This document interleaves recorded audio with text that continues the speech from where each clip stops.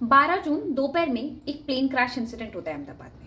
उस plane crash incident के बारे में पूरे न्यूज़ चैनल्स में बात की जाती है। आपको इंस्टाग्राम, फेसबुक और अदर चैनल्स के थ्रू पता चलता है, इवन लोगों के थ्रू पता चलता है कि अच्छा इस तरीके का इंसिडेंट हो गया, इस तरह की चीज़ें हो गई, जिसमें 250 से ज़्यादा अप्रॉक्स आई थिंक 300 लोगों की मौत हुई होगी, इंक्लूडिंग पैसेंजर्स। और जिस हॉस्पिटल में वो ब्लास्ट होता है, जहाँ पे प्लेन क्रैश करता है, वहाँ पे भी लोग, डॉक्टर्स, इंटर्न्स की डेथ होती है। कुछ पॉइंट्स हैं जिन पे बात करना एक्चुअल में बहुत ज़्यादा इंपॉर्टेंट है। वो पॉइंट्स हैं कि आप किसी धर्म में विश्वास करते हैं, आप किसी किताब में विश्वास करते हैं, वो विश्वास इतना होना चाहिए जो तर्क संगत हो, पागलपन ना लगे।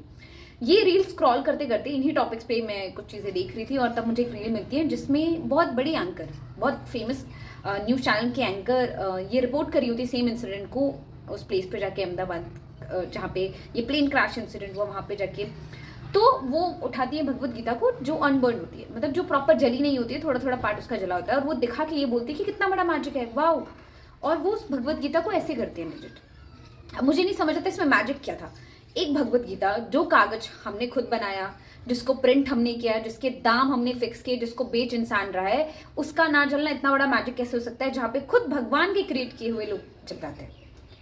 ठीक है, इस पूरे इंसिडेंट में मैजिक हम तब कहते जब वो भगवत गीता जल जाती है और बाकी लोग जिंदा वापस आ जाते। एक कागज की किताब, ठीक है, आपकी आस्था है किसी चीज में, आप अपनी आस्था रखिए, पर इस तरीके की चीजें आप एक न्यूज एंकर होके आप आके, जहां पे इतने सारे लोगों की मौत हुई है, इतना दर्दनाक इंसिडेंट हुआ, वो सारी चीजों के बारे में छोड़ के, वो सारी चीजों पे बात ना करते हुए आप ये मैजिक दिखा रहे हैं। इस किताब की बात करें जिस किताब का एक अक्षर का ज्ञान किसी को नहीं होगा, उस किताब को बचाने की बात करें। दूसरा पॉइंट ये आता है कि लोगों ने बात करी, कुछ प्रवचनकर्ता हिंदुओं के, जिनको लगता है कि वो हिंदुओं की रक्षा कर रहे हैं, कि अगर आप अच्छे कर्म करेंगे तो बिल्कुल आपके साथ अच्छा होगा।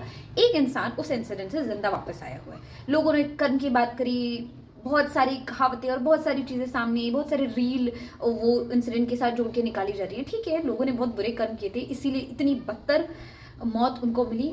मेरा बहुत सिंपल सा क्वेश्चन है, उस सेम फ्लाइट के अंदर, उस सेम प्लेन के अंदर 5 साल, 7 साल, 10 साल की उम्र के बच्चे भी बैठे थे, उन्होंने कितने बेकार कर्म किए होंगे कि उनके साथ ऐसा इंसिडेंट हुआ।